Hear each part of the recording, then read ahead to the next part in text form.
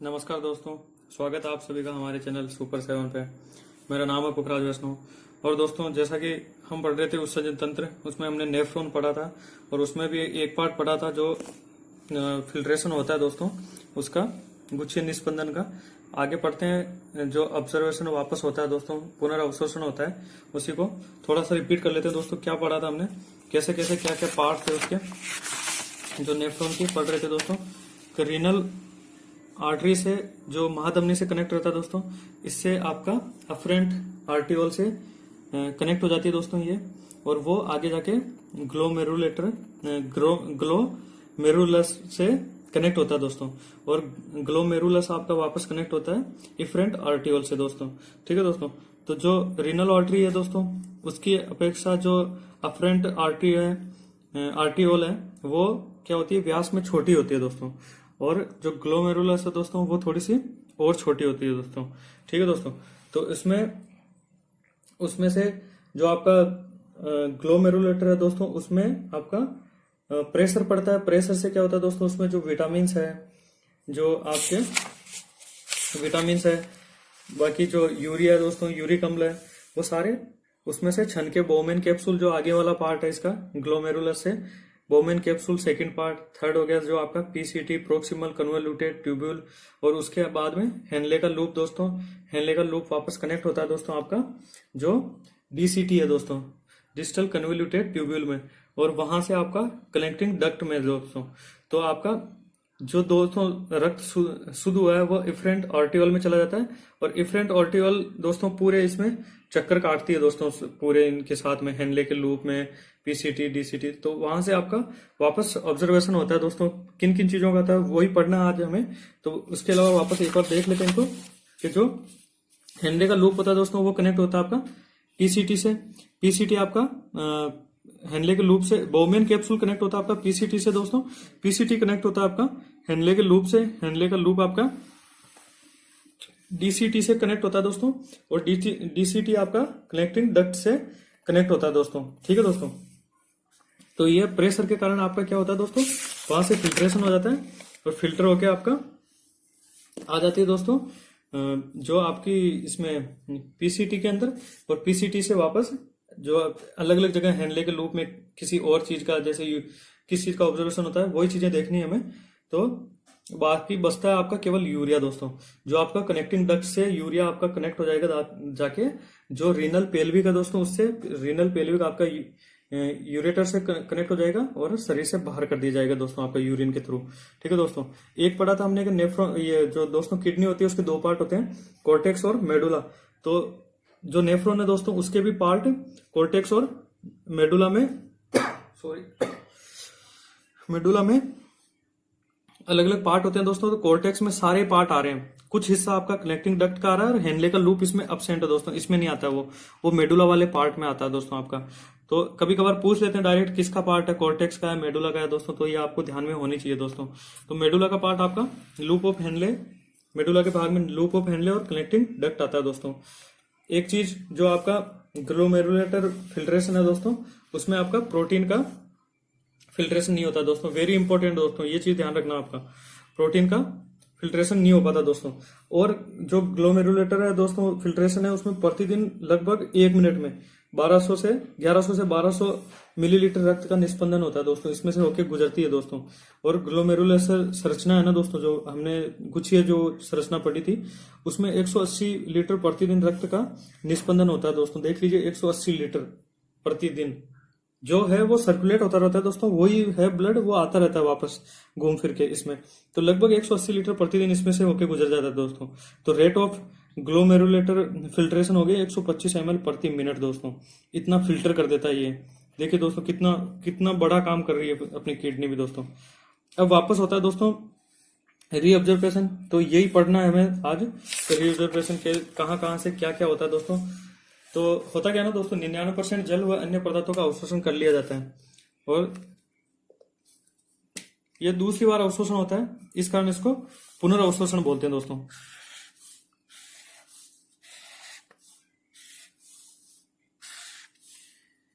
ये 3 जगह होता है दोस्तों अवशोषण, पुनर्अवशोषण। पढ़ते हैं प्रोक्सिमल जो कन्वोल्यूटेड ट्यूब्यूल है दोस्तों, इसी का बीच में कनेक्टिंग जो कलेक्टिंग डक्ट है दोस्तों और बोमेन कैप्सूल है, इनके बीच में तीनों संरचनाएं आ रही है आपकी। पीसीटी आ रही है दोस्तों, हेनले का लूप आ रहा है और डीसीटी आ रहा है। तो इन्हीं के बीच में दोस्तों आपका वापस इनका अवशोषण होगा दोस्तों। तो इन्हीं के बारे में देखते हैं कहाँ से क्या क्या चीजों का अवशोषण होता है। प्रोक्सिमल कन्वोल्यूटेड ट्यूब्यूल, इसमें होता है दोस्तों समस्त ग्लूकोज का, जितने भी ग्लूकोज है आपका। पूछा जा सकता है दोस्तों डायरेक्ट क्वेश्चन भी इनमें से, फैक्ट के रूप में डायरेक्ट पूछा जा सकता है कि समस्त ग्लूकोज का जो अवशोषण होता है वो कहाँ से होता है, तो प्रोक्सिमल कन्वोल्यूटेड ट्यूब्यूल से या पीसीटी से इसका अवशोषण होता है दोस्तों। अमीनो अम्ल, जो अमीनो अम्ल है उनका अवशोषण इसी में होता है पीसीटी में। 75% तक पोटेशियम का अवशोषण होता है दोस्तों, 70% तक सोडियम का और 70% तक लगभग जल का अवशोषण हो जाता है दोस्तों इसमें से। मतलब सर्वाधिक अवशोषण होता है पीसीटी में दोस्तों, ये चीज ध्यान रखना दोस्तों। पांच चीजें होगी दोस्तों, ग्लूकोज का, अमीनो अम्ल का, पोटेशियम का, सोडियम का और जल का, इनका अवशोषण आपका पीसीटी करती है। तो पीसीटी में देख लीजिए 5 चीजें, आगे पढ़ोगे आप तो पता चलेगा कि आगे इतना कुछ बचा नहीं है ब्लड में। तो बाकी जल बचा है, सोडियम है, पोटेशियम है, थोड़ा बहुत जो है वो अवशोषित होंगे आगे, तो वो भी देखेंगे दोस्तों। लेकिन जो सर्वाधिक मात्रा है दोस्तों 75%, जैसे पोटेशियम हो गया, 70% सोडियम हो गया, 70% तक जल का अवशोषण हो गया, तो ये सारा सर्वाधिक मात्रा में पीसीटी में ही हो रहा है। इसलिए सर्वाधिक मात्रा में अवशोषण पीसीटी में होता है दोस्तों। या जो पुनरावशोषण की क्रिया है सबसे ज्यादा कहाँ होती है, तो वो पीसीटी में ही होती है दोस्तों, ध्यान रखना दोस्तों। आगे पढ़ते हैं कि हेनले के लूप में क्या क्या चीजों का अवशोषण हो रहा है। तो हेनले के लूप में होता है दोस्तों 5 से 10% तक केवल जल का अवशोषण होता है दोस्तों। इसमें ओनली जल का अवशोषण होता है हेनले के लूप में, ध्यान रखना दोस्तों। केवल 5 से 10%, तो ये 70% पहले वाला था, तो 5 से 10% और तो लगभग 80% अवशोषण आपका इसमें हो गया दोस्तों हेनले के लूप में। सबसे कम अवशोषण बोले आपको तो हेनले के लूप में होता है दोस्तों, सबसे ज्यादा पीसीटी में और सबसे कम हेनले के लूप में दोस्तों। सबसे कम पुनरावशोषण या अवशोषण की जो क्रिया होती है वो हेनले के लूप में होती है दोस्तों। देख लीजिए दोस्तों, उसमें लगभग 5 चीजों की, ग्लूकोज की, अमीनो अम्ल की, पोटेशियम की, सोडियम की, जल का अवशोषण हो रहा था दोस्तों।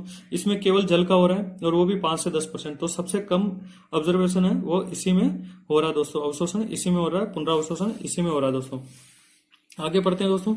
डिस्टिल जो कन्वोल्यूटेड ट्यूब्यूल है उसमें जल का जो 19% है दोस्तों, 99% अवशोषण ही होता है दोस्तों। 1% आपका यूरिन के थ्रू चला जाता है बाहर, तो 1% तक बाहर चला जाता है, तो 99% हो जाता है दोस्तों। देखिए 70% आपका हो गया प्रोक्सिमल कन्वोल्यूटेड ट्यूब्यूल में, 5 से 10% आपका हेनले के लूप में, और जो डिस्टल कन्वोल्यूटेड ट्यूब्यूल में हो गया 19%। तो आपके जल का पूरा का अवशोषण हो गया। केवल 1% जो बचा है दोस्तों वो हो गया आपका यूरिन के थ्रू बाहर कर दिया जाएगा दोस्तों।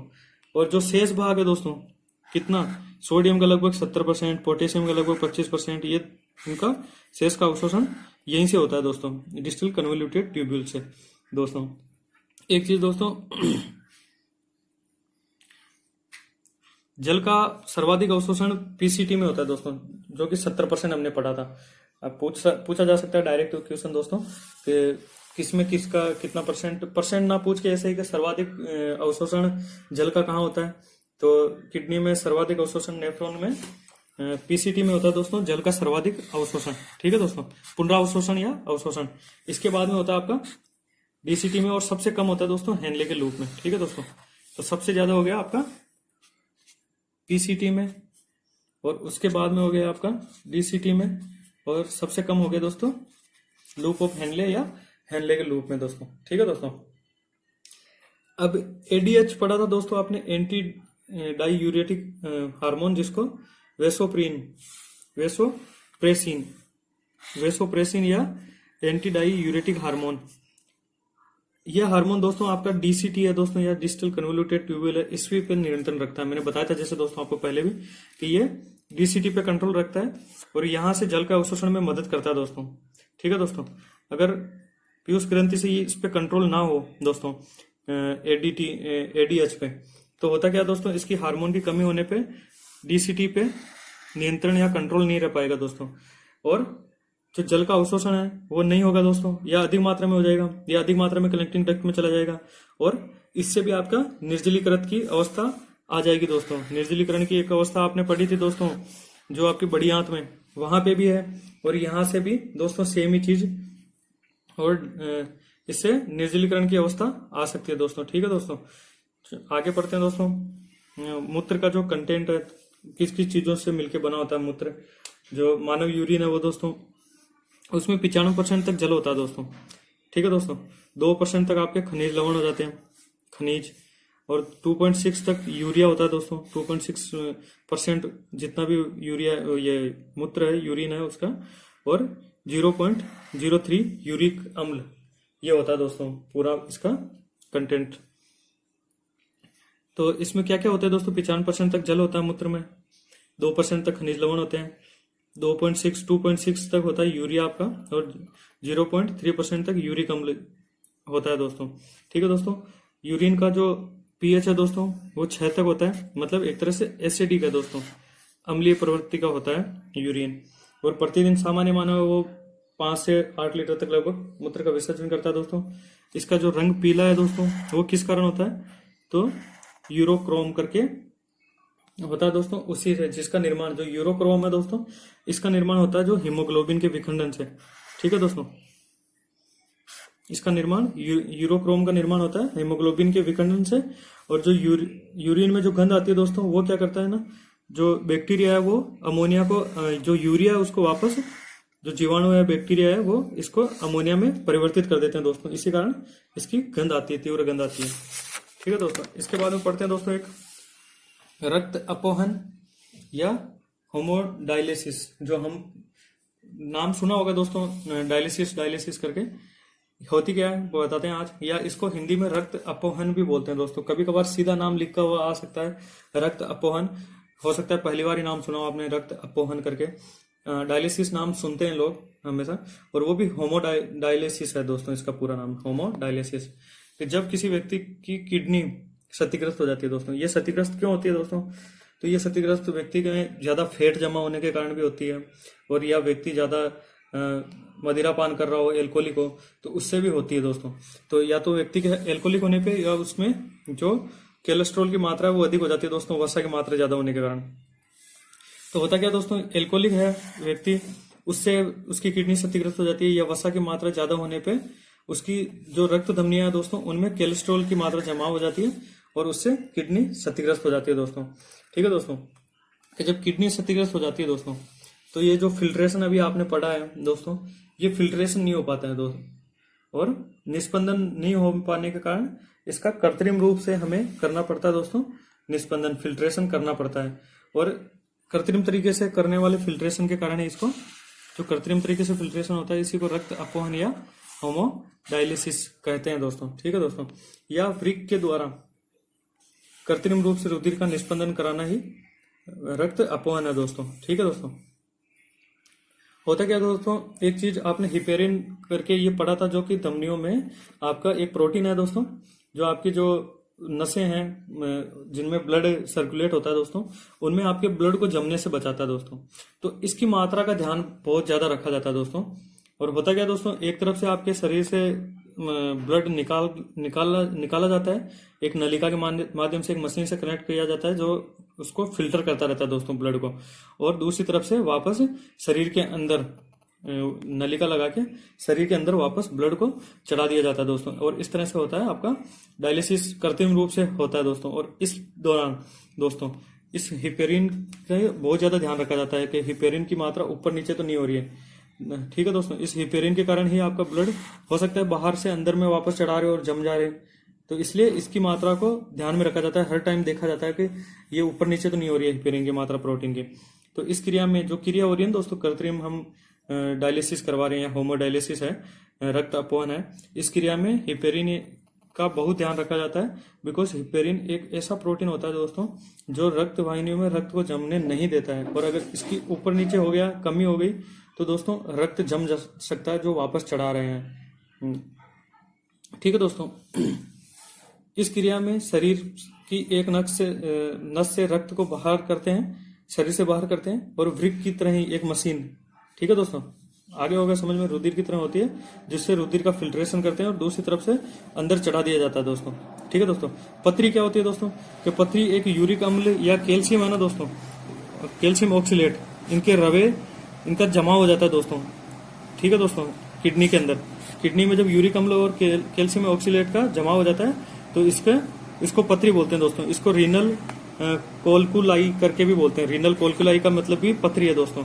ठीक है दोस्तों, अगर समझ में आया दोस्तों तो शेयर कीजिए अधिक से अधिक अपने दोस्तों के साथ में, लाइक कीजिए वीडियो को और सब्सक्राइब कीजिए हमारे चैनल सुपर 7 को। ठीक है दोस्तों, थैंक यू।